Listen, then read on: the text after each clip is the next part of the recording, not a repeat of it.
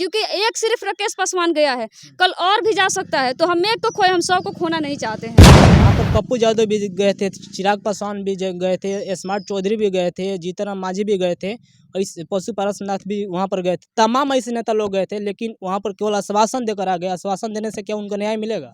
बिल्कुल नहीं, हमें न्याय के लिए एकजुट होना पड़ेगा। हमें हमारे लिए जो हमारे संविधान जी अधिकार दिया है, उस अधिकार से हमारी जो है राकेश पासवान को, उनके परिवार को।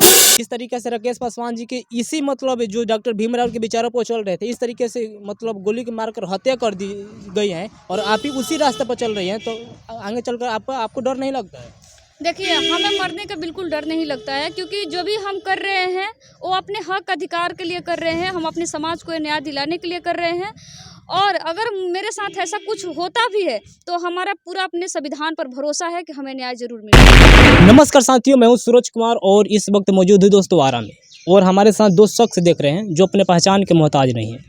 हालांकि इन लोगों ने बहुजन समाज में जो भी मतलब डॉक्टर भीमराव अम्बेडकर के जो विचार हैं उन पर लगातार प्रचार प्रसार कर रहे हैं पूरे मतलब इंडिया में। और इन लोगों से हम बात कराएंगे कि ये लोग आरा जिला में आए हुए थे, तो मतलब किस उद्देश्य से आए थे और क्या उपलक्ष्य में आए थे। सीधे सीधे हम बात करने की कोशिश करेंगे। सबसे पहले अपना परिचय दे दीजिए। मेरा नाम मंजू है और मैं भोजपुर जिला आरा के रहने वाली हूँ, और मैं एक सामाजिक मुद्दे पे काम करती हूँ जी। और आप आरा जिला में आज आए हुए हैं बखोरापुर गांव में, तो क्या संदेश देने के लिए आप मतलब यहाँ पर आई थी? देखिए, मेरा संदेश देने का काम यही था कि आज हमारे देश के आज़ादी के 75 साल हो गया है, लेकिन आज भी हमारे देश के कोई भी महिला इस देश में आज़ाद नहीं है। क्योंकि अगर हम अपने मनपसंद के कोई भी काम करते हैं तो हमारी हत्या हो जाती है, हमें घर से बाहर निकाल दिया जाता है। अगर हमारा भाई कोई अपने समाज में अगर मूछें रख लेता है तो उसकी तकलीफ़ें हो जाती है, घोड़ी पर चढ़ने पर तकलीफ़ें हो जाती है। हम अपने मनपसंद के अगर कोई काम करते तो उसमें तकलीफ़ें हो जाती है। यहाँ तक कि अभी देखिए, जब तक अपने समाज में घर से बाहर नहीं निकलिएगा तब तक हमें पता नहीं चलता कि हमारे देश में भी, हमारे राज्य में भी, हमारे जिला में भी छुआछूत है। लेकिन है, जो बड़े बड़े लोग मंच पकड़ करके बोलते हैं कि इस देश में छुआछूत नहीं है, लेकिन आज भी उस गाँव में छुआछूत है। और ये छुआछूत को ख़त्म करने के लिए हमें अपने पहले घर से स्टार्ट करना पड़ेगा जी। जो बहुजन समाज के लोग किसी यूनिवर्सिटी में चाहे किसी भी शहर में जाते हैं, अगर पढ़ाई करने के लिए पूछते हैं कि रूम मिलेगा, तो उनको जाति के नाम पर रूम दिया जाता है, उसके लिए क्या कहिए? देखिए, वही तो मैं बात बोल रही हूँ कि आज भी देश में छुआछूत है। हमारे एजुकेशन में सबसे पहले आप कॉलेज का देख लीजिए, महिला कॉलेज में आप चल जाइए खास तौर पे, तो वहाँ पर पहले हमारी कास्ट को पूछा जाता है कि आप किस कास्ट से। अगर हम बोल दें कि हम मिश्रा हैं, हम उपाध्याय हैं, तो हमारी एडमिशन जल्दी हो जाती है और कम पैसे में होती है। और जब हम बोलते हैं कि हम पासवान हैं, हम चमार हैं, हम दुसाध हैं, हमारी जो टाइटल जो पीछे लगी रहती है, तो उसके आधार पर जो है पैसा भी ज़्यादा देना पड़ता है, एडमिशन भी टाइम पर नहीं होता है, और बहुत सारी चीज़ों के हमें प्रॉब्लम होती है। हमारे भाई जो आरा छात्रावास हैं वहाँ पर भी हमने विजिट किया, उस टाइम हमने पाया था कि उसमें भी छुआछूत है।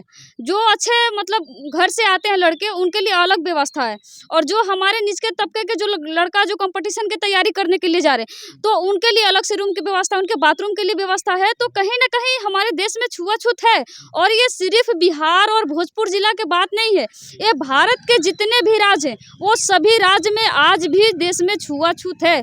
और ये छुआछूत को ख़त्म करने के लिए हमारी जितने भी महिलाएं हैं, हमारे बीच में जितने भी नौजवान साथी हैं, पुरुष हैं, वो सबको संकल्प लेना पड़ेगा कि हमारी इस देश से छुआछूत को ख़त्म करना पड़ेगा। और ये जितने भी सरकार है जो राजनीतिक मुद्दे पर जो बात जो कर रहे हैं लोग, उन लोगों का भी काम है कि वो जहाँ पर भी है, वो राज्य सरकार के काम है कि वो पार्लियामेंट में आवाज़ उठाए कि देश से छुआछूत ख़त्म होना चाहिए। एक और आपसे सवाल रहेगा। पहला सवाल ये रहेगा कि जो जैसे ही मतलब जो चुनाव का समय आता है, तो कुछ राजनेता लोग चाहे कुछ मतलब सामाजिक लोग डॉक्टर भीमराव अम्बेडकर के फोटो को इस्तेमाल करके राजनीतिक में अपना रोटी सकते हैं। उन लोगों के बारे में क्या कहिएगा? देखिए, हम उन लोगों से बस यही कहना चाहते हैं कि जिस प्रकार हमें जब वोट देने का अधिकार नहीं थी, तो आज जो हम वोट देते हैं वो डॉक्टर अम्बेडकर है, उनके वजह से हम वोट दे करके अपने मनपसंद को, प्रतिनिधित्व को हम राज्यसभा में, लोकसभा में, विधानसभा में भेजते हैं। लेकिन जैसे ही जब वो लोग वहाँ पहुँचते हैं तो जो हमारा संविधान ने जो हमें अधिकार दिया है उसको पूरी तरह से वो लोग लागू नहीं करते हैं। जिस दिन वो लोग लागू करना स्टार्ट कर देंगे उस दिन से हमारे देश में पूरी तरह से परिवर्तन होगा, ये हम पूरे दावे के साथ कह सकते हैं।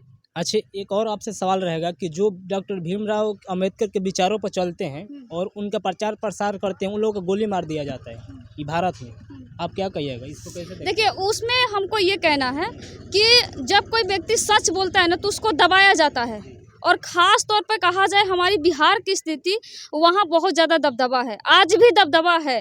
कि अगर मैं अपने उदाहरण दे रही हूँ, मैं एक लड़की हूँ और मैं महान तमाम जो महापुरुष हैं उनके विचारधारा को लेकर के चलते हैं, तो कहीं न कहीं हमें मानसिक रूप से जो है टॉर्चर किया जाता है, शारीरिक रूप से टॉर्चर किया जाता है, और हमारी जो पूरी बात है वो लोग रखने नहीं देते हैं, सिर्फ़ ये लोग इस्तेमाल करने का काम करते हैं। एक और आपसे सवाल करेंगे कि एक मतलब यहाँ पर ये वैशाली जिला के एक कांड हुआ है, जिस तरीके से राकेश पासवान जी का हत्या हुआ था, आपको पता है? जी, पता है। तो पता है तो सुन लीजिए कि 13 अप्रैल को वो मतलब डॉक्टर भीमराव अम्बेडकर जी का जुलूस निकालने वाले थे, और उसी 13 तारीख के शाम को उनको गोली से उनके द्वार पर चढ़कर मतलब अंधाधुंध गोलियों से फायरिंग कर उनकी हत्या कर दी जाती है। तो बताइए, इस तरीके से जब डॉक्टर भीमराव अम्बेडकर के लोग जुलूस निकालते हैं और उनकी हत्या हो जाती है। देखिए, यहाँ उनके साथ जो भी घटना हुआ है वो बहुत मतलब निंदनीय घटना है, जिसको उसका निंदा जितना किया जाए वो कम, एकदम बिल्कुल ये है। तो देखिए, यहाँ पर यही है कि आप जो सच बात है आप उसको मत बोलो, आप जितने ही झूठ बोलोगे, आप जितने ही झूठों के मतलब जो है उस चीज़ों को साथ दोगे तो आप काफ़ी अच्छे इंसान हो। आप सच मत बोलिए, यहाँ पर सच बातों को दबाया जाता है। अच्छा, ये बताइए, जो राकेश पासवान जी की हत्या हुई है, क्या उनका न्याय अभी तक नहीं मिला, क्या कहिएगा इस पर? हम सरकार से पूरी तरह से अनुरोध करते हैं कि उनकी जो भी प्रक्रिया है उसमें उनको न्याय मिलनी चाहिए।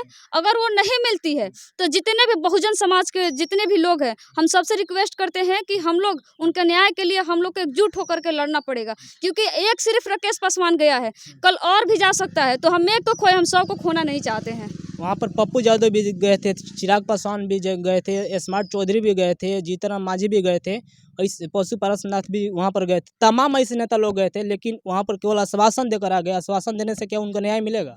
बिल्कुल नहीं, हमें न्याय के लिए एकजुट होना पड़ेगा। हमें हमारे लिए जो हमारे संविधान जी अधिकार दिया है, उस अधिकार से हमारी जो है राकेश पासवान को, उनके परिवार को, और उनके अगर हमें अगर सच्ची हमको श्रद्धा करना है तो उनके न्याय दिला के हम करवाएंगे।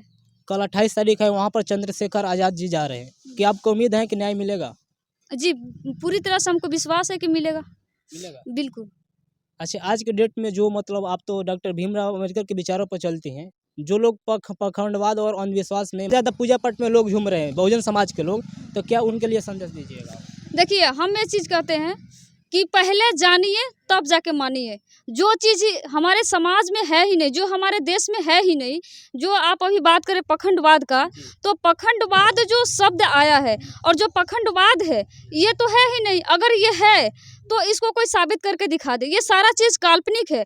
सच ये बात है कि हमारे जो तमाम महापुरुष है, उनकी जयंती पे उन्होंने जो बड़े-बड़े जो कार्य किए हैं, उस चीज़ों पर पूजा पाठ को बनाया गया है।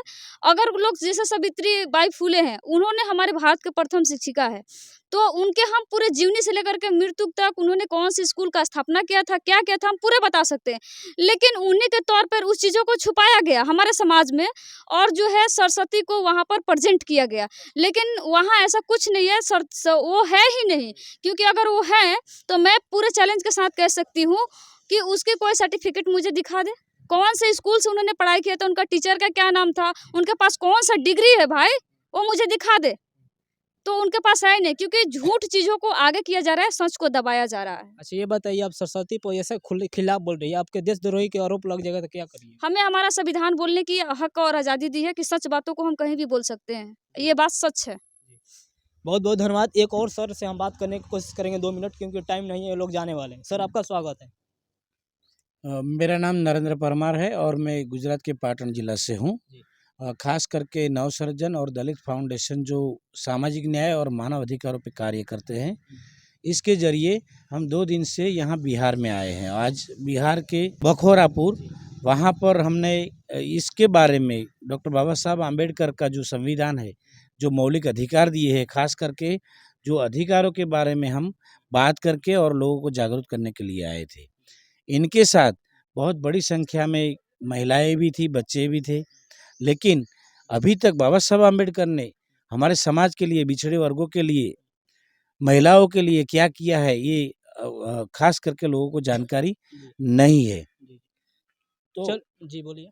तो ज़्यादातर लोग अपने मौलिक अधिकारों के बारे में जानें और इस देश में पूर्णतः रूप से भारतीय संविधान का अमल हो, खास करके यही हम उम्मीद रखते हैं। चलिए, बहुत बहुत धन्यवाद। एक और मैडम आपसे सवाल रहेगा कि जिस तरीके से राकेश पासवान जी के इसी मतलब जो डॉक्टर भीमराव के विचारों पर चल रहे थे, इस तरीके से मतलब गोली के मारकर हत्या कर दी गई है और आप ही उसी रास्ते पर चल रही हैं, तो आगे चलकर आपको डर नहीं लगता है? देखिए, हमें मरने का बिल्कुल डर नहीं लगता है, क्योंकि जो भी हम कर रहे हैं वो अपने हक अधिकार के लिए कर रहे हैं, हम अपने समाज को न्याय दिलाने के लिए कर रहे हैं। और अगर मेरे साथ ऐसा कुछ होता भी है तो हमारा पूरा अपने संविधान पर भरोसा है कि हमें न्याय ज़रूर मिलेगी।